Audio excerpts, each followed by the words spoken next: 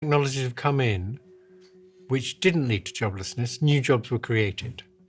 So the classic example people use is automatic teller machines. When automatic teller machines came in, a lot of bank tellers didn't lose their jobs, they just got to do more interesting things. But here, I think this is more like when they got machines in the Industrial Revolution, and you can't have a job digging ditches now because a machine can dig ditches much better than you can. And I think for mundane intellectual labor, AI is just going to replace everybody. Now, it may well be in the form of you have fewer people using AI assistants. So it's a combination of a person and an AI assistant are now doing the work that 10 people could do previously. People say that it will create new jobs though, so we'll be fine.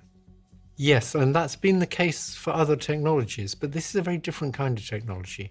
If it can do all mundane human intellectual labor, then what new jobs is it going to create? You'd have to be very skilled to have a job that it couldn't just do. So I don't think they're right. I think you can try and generalize from other technologies that have come in, like computers or automatic teller machines, but I think this is different. People use this phrase, they say, AI won't take your job, a human using AI will take your job. Yes, I think that's true. But for many jobs, that'll mean you need far fewer people. My niece answers letters of complaint to a health service.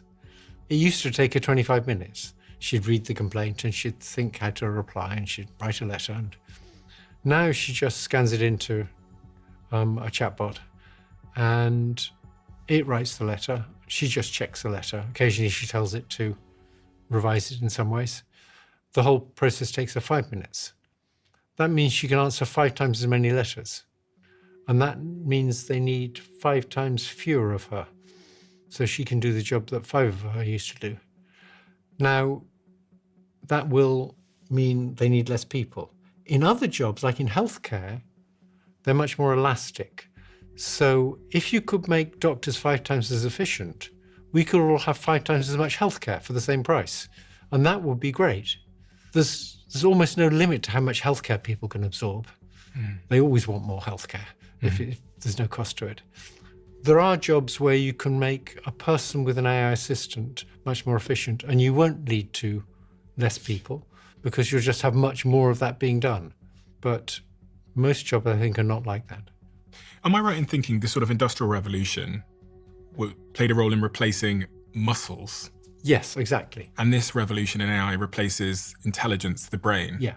So mundane intellectual labor is like having strong muscles and it's not worth much anymore. So muscles have been replaced. Now intelligence is being replaced. Yeah. So what remains? Maybe for a while, some kinds of creativity. But the whole idea of superintelligence is nothing remains. These things will get to be better than us at everything. So what do we end up doing in such a world? Well, if they work for us, we end up getting lots of goods and services for not much effort.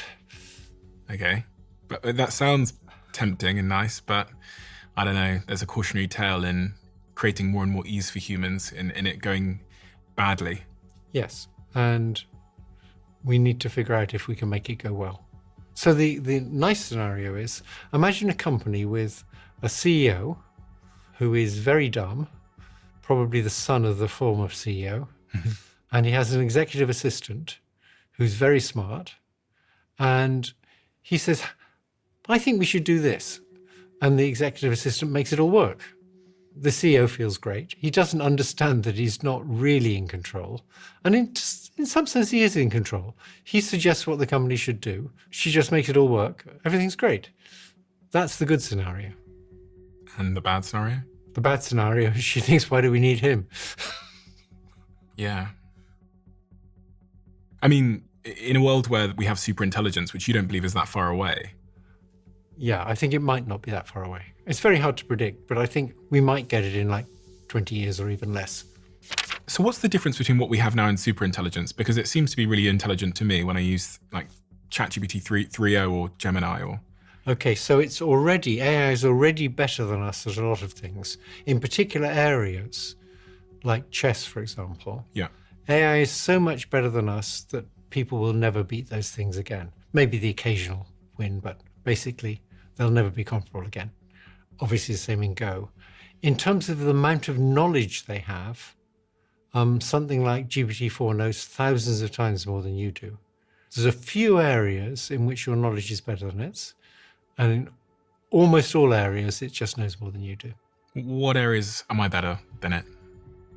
Probably in interviewing CEOs. You're probably better at that. You've got a lot of experience at it. You're a good interviewer. You know a lot about it. If you got GPT-4 to interview a CEO, probably do a worse job. Okay. I'm trying to think if I agree with that statement. GPT-4, I think, for sure. Yeah. But I guess you could train But it may not be one. long before. Yeah, I guess you could train one on this, how I ask questions and what I do. And Sure. And if you took a general purpose sort of foundation model and then you trained it up on not just you, but every interviewer you could find doing interviews like this,